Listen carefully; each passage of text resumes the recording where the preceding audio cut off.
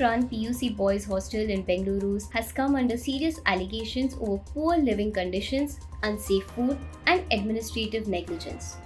Students staying at the hostel submitted a complaint to district social welfare officials demanding immediate intervention.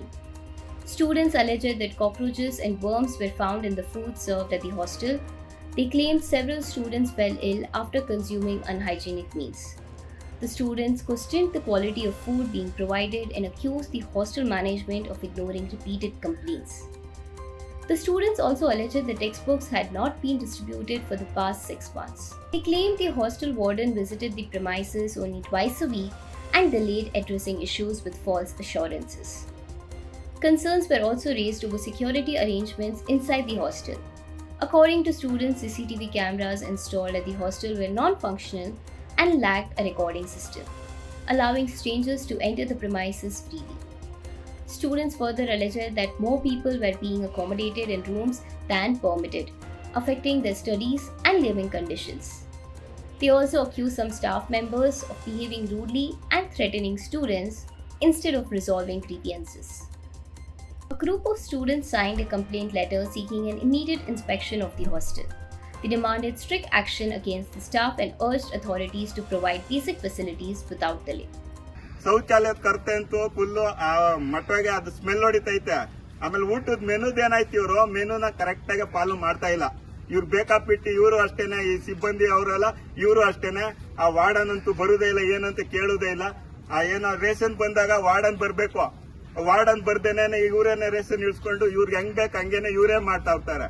ಇದು ಇಲ್ಲಿ ದುರಂತ. ಮಾತಾಡಿ ನಿಮ್ದು. ನಾನು ಈ ಹಾಸ್ಟೆಲ್ ಬಂದ್ಬಿಟ್ಟು ಸತತವಾಗಿ 5 ತಿಂಗಳಾಯಿತು. ಇಲ್ಲಿ ವಾರ್ಡನ್ ಯಾರು, ಜೂನಿಯರ್ ವಾರ್ಡನ್ ಯಾರು, ಸಿಬ್ಬಂದಿಗಳು ಯಾರು ಗೊತ್ತಾಗ್ತಾನೆ ಇಲ್ಲ. ಯಾರು ಇನ್ಚಾರ್ಜು, ಯಾರು ಸಿಬ್ಬಂದಿಗಳು ಗೊತ್ತಾಗ್ತಿಲ್ಲ. ಯಾರು ಅವರು ಕೆಲಸ ಮಾಡ್ಕೊಂತ ಅವ್ರ ಪಾಡಿಗೆ ಹೋಗ್ತಾ ಇರ್ತಾರೆ.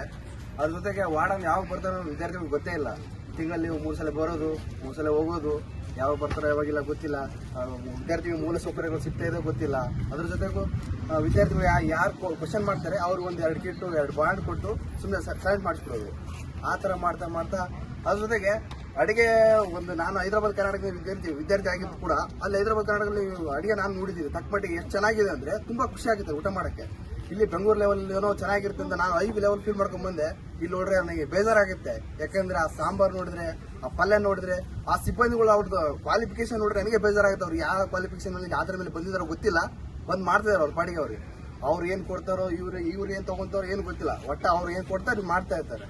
ಮತ್ತೆ ಇವರು ಕೇಳಿದ್ರೆ ವಿದ್ಯಾರ್ಥಿ ಮೇಲೆ ದೌರ್ಜನ್ಯ ಮಾಡ್ತಾರೆ. ಅವ್ರು ಕೊಟ್ಟಿಲ್ಲ ನಾವು ಮಾಡಿಲ್ಲ. ಬರೀ ಅವ್ರು ಕೊಟ್ಟಿಲ್ಲ ಇವ್ರು ಕೊಟ್ಟಿಲ್ಲ ಅಂತ ಹೇಳೋ ಬದಲು ಅವ್ರು ಕೊಟ್ಟಿಲ್ಲ ಅಂದ್ರೆ ಅವ್ರಿಗೆ ಮಾಡೋದು ಬಿಟ್ಬಿಡಬೇಕು. ಅದನ್ಬಿಟ್ಟು ವಿದ್ಯಾರ್ಥಿಗಳು ದೌರ್ಜನ್ಯ ಮಾಡ್ತಾರೆ ಅಂತ ವಾರ್ಡನ್ಗೆ ಹೇಳೋದು, ವಾರ್ಡನ್ ಇನ್ನೊಬ್ರಿಗೆ ಹೇಳೋದು, ಈ ತರ ಸಮಸ್ಯೆ ಆಗಿದೆ. ನನಗೂ ಕೂಡ ವಾರ್ಡನ್ ಬೇರೆ ಕಡೆಯಿಂದ ಇಳಿಸಿದ್ರು ಕೂಡ. ಅದಕ್ಕೆ ಇನ್ಮೇಲೆ ಅದನ್ನ ಬಿಟ್ಟು ವಿದ್ಯಾರ್ಥಿಗಳಿಗೆ ಕೆಲಸ ಮಾಡಕ್ ಬನ್ನಿ. ವಿದ್ಯಾರ್ಥಿಗಳು ಕೆಲಸ ಮಾಡಕ್ ನೀವಿದ್ದೀರಾ, ವಿದ್ಯಾರ್ಥಿಗಳು ಕೆಲಸಕ್ಕೋಸ್ಕರ ಇಲ್ಲಿದೆ. ಯಾಕಂದ್ರೆ ನಿಮ್ ಡೆಸ್ಟಿನೇಷನ್ ತಕ್ಕಂಗೆ ನೀವು ಕೆಲಸ ಮಾಡಬೇಕು. ಯಾಕಂದ್ರೆ ನೀವು ಯಾವಾಗ ಬರೋದು ಯಾವಾಗ ಹೋಗೋದು ಅಂದ್ರೆ ಸ್ಟೆಪ್ನಿ ಮನೆ ಅಲ್ಲ, ಸುಳ್ಳೇರ್ ಮನೆ ಅಲ್ಲ ಇದು.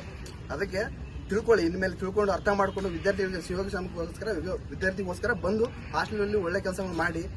ಇನ್ನು ಮೇಲೆ ಇದು ಸುಮ್ಮನೆ ಮಾತಾಗಿರಲ್ಲ, ಎಚ್ಚರಿಕೆ ಕೊಡ್ತಾ ಇದ್ದೀನಿ ನಿಮಗೆ, ಅರ್ಥ ಮಾಡ್ಕೊಳ್ಳಿ.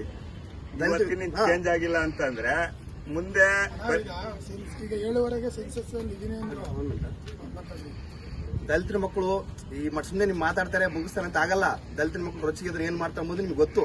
ನಾವು ಬೀದಿಗಳದು ಅಂದ್ರೆ ಯಾವ ಮಟ್ಟಿಗೆ ಹೋಗ್ತಂದ್ರು ಅದು ನಿಮಗೆ ಗೊತ್ತಿದ್ದ ಐತೆ. ನೀವು ಡೇ ಬೈ ನೀವು ನ್ಯೂಸ್ ಅಲ್ಲಿ ನೋಡ್ತಾ ಇರ್ತೀರ. ನಾವೇನೋ ಬೀದಿಗಳದು ಅಂದ್ರೆ ನೀವು ಯಾವ ಮಟ್ಟಿಗೆ ಹೋಗ್ತಾರೆ ಅಂದ್ರೆ ನೀವು ವಾರ್ಡನು ಎಲ್ಲಿ ಇರ್ತಾರೆ ಅಲ್ಲಿ ನೀವು ಮನೇಲೆ ಇರ್ಬೇಕಾಗುತ್ತೆ. ಆ ಮಟ್ಟಿಗೆ ಹೋಗುತ್ತೆ, ಅರ್ಥ ಮಾಡ್ಕೊಳ್ಳಿ. ಯಾಕಂದ್ರೆ ಸುಮ್ಮನೆ ನಿಮ್ಗೆ ಎಚ್ಚರ ಕೊಡ್ತೀನಿ, ಒಬ್ಬ ಸ್ಟೂಡೆಂಟ್ ಆಗಿ ನಿಮ್ಮ ಸ್ಟೂಡೆಂಟ್ ನಾನು ಎಚ್ಚರಿಕೆ ಕೊಡ್ತೀನಿ. ತಿಳ್ಕೊಳ್ಳಿ, ಇದ್ರ ಮೇಲೆ ಅರ್ಥ ಮಾಡ್ಕೊಂಡು ನೀವು ನಿಭಾಯಿಸ್ಕೊಂಡು ಹೋಗ್ತೀರಿ ಅಂತ ನಾನು ಅರ್ಥ ಮಾಡ್ಕೊಂಡಿದ್ದೀನಿ.